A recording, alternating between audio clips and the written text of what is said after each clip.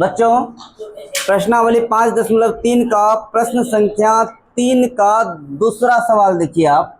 क्या कहता है कि a बराबर 7 है और A13 का मान कितना है 35 है। कितना है 35 है। तो दोस्तों आपको बोल रहा है d का मान बताना है और साथ में S13 का मान बताना है, मतलब सार्व अंतर भी बताना है और 13वां तक का जो पद होता है उसका सारे का सारा संख्या का योग भी आपको बताना है। तो ध्यान दीजिए यहाँ पर A13 को अगर हम a प्लस में 12d लिख सकते हैं, क्या कोई दिक्कत?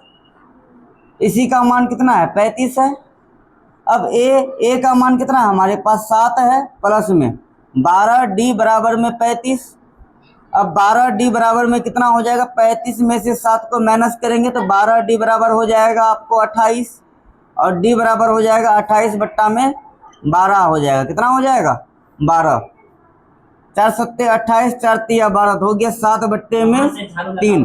तो d बराबर आपका कितना हो गया 7 बट्टे में 3 आ गया। कितना आ गया 7 बट्टे में 3 आ गया। तो दोस्तों अब दूसरा चीज जो कहता है यहाँ पर S13 का मान बताना है। देखो दोस्तों आपको S13 बोले इसका मतलब समझ जाइएगा कि 13वां तक का पद बोला, मतलब उसका n का मान कितना है 13 है। n का मान कितना है 13 है।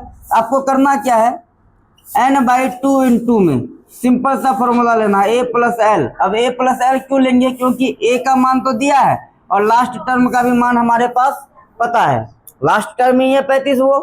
अब देखो बच्चा यहाँ पर 13 बट्टा में 2 कर देते हैं और a बराबर आपका हो जाएगा 7 और l बराबर आपका कितना है 35 है। कितना है 35 है।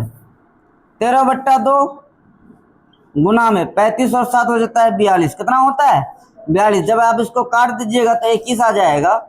अब इसका आंसर आएगा 13 एकम 13 का 3 हासिल 1 13 दूनी 26 1 27 273 मतलब S13 का मान आ जाएगा आपका 273। कितना हो जाएगा ये 273।